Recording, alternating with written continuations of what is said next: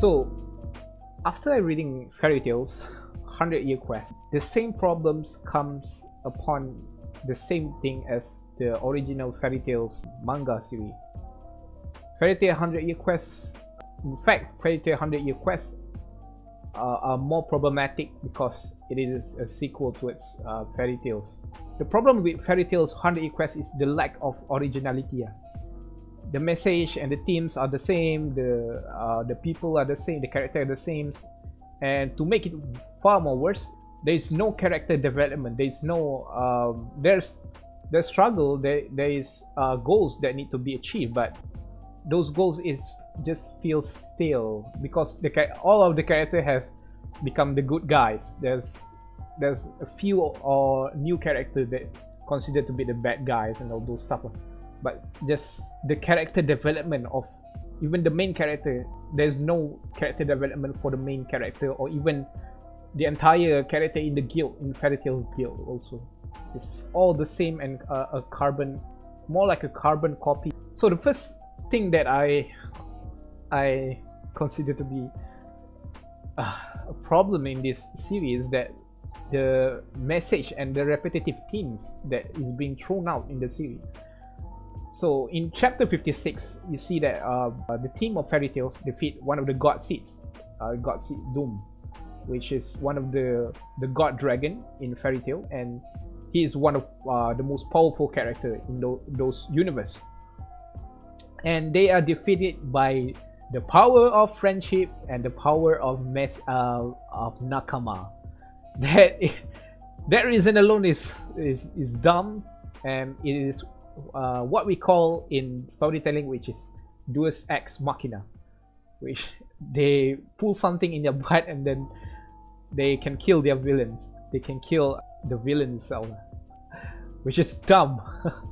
And there's also other aspect which shows this repetitive message of friendship, like in chapter 59 where Jalal defeats the God Seed Gear, talk about Erza as someone he loved and someone he respect and all those stuff, and suddenly he able to defeat the God Seed Gear. And then there's also chapter 62 where Natsu defeat the God Dragon, which Alderon.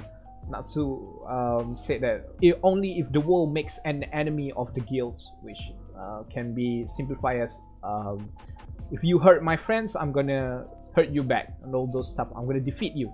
So it's the same thing, the same message of friendship and all those stuff. It is quite boring, and the villain there's no depth in the villain itself. There's no flash. They constantly say about destroying the world, either destroying the world or want to get stronger or want to fight someone who is stronger and all those stuff. If you look at other series such as the same aspect, which is a shonen manga, how the character Renji Abara Renji, I don't know actually, but Renji, how he became a character who changed from someone who is hopeless towards the acquisition of Rukia in the society that he lives in, the injustice that happens in society which he feels hopeless, and then he suddenly confronted with Ichigo, and then he became to change his belief system on how in this hopeless society change need to happen, and you need to protect your friends and all those stuff. So it shows how complex the character itself, not just the character but also the message that is being thrown, and how someone who believes in friendship could change the society that they live in. So that itself, not just the character development but also the story itself. So the author for Mashima itself needs to flesh out or create more depth in his story. The problem with Fairy Tales itself is the power system, which shows that there's one scene, one panel in the chapter where Natsu used a fire breath techniques, and there's the villain used, I think it is not wind but leaf technique, leaf power and all those stuff. And what annoys me is that the fire is not capable to burn the leaf itself, which it is illogical, and their explanation is that you cannot burn the leaf because it's the god leaf and all those stuff. it just, the power system feels so dumb and feels so plot driven, or it's kind of feels so dumb and so unoriginal. There's no operation, there's no law in terms of the use of the power system. As long as it is more powerful than the other one, then you can defeat the other one. That's basically what the power system in Fairy Tail, even in 100-Year Quest, is still the same. And then there's also the problem in Fairy Tail 100-Year Quest is the character itself.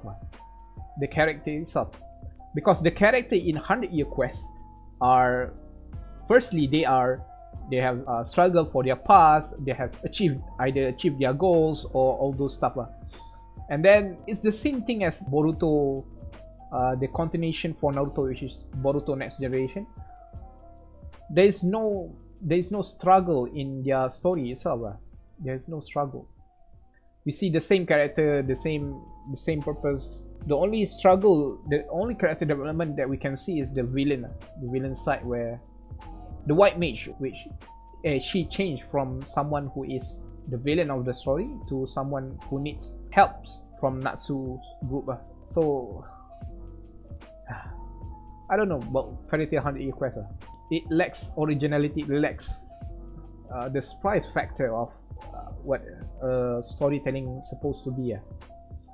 So that's why I don't recommend people to read Fairy Tail 100-Year Quest. And that is the problem with Fairy Tail 100-Year Quest.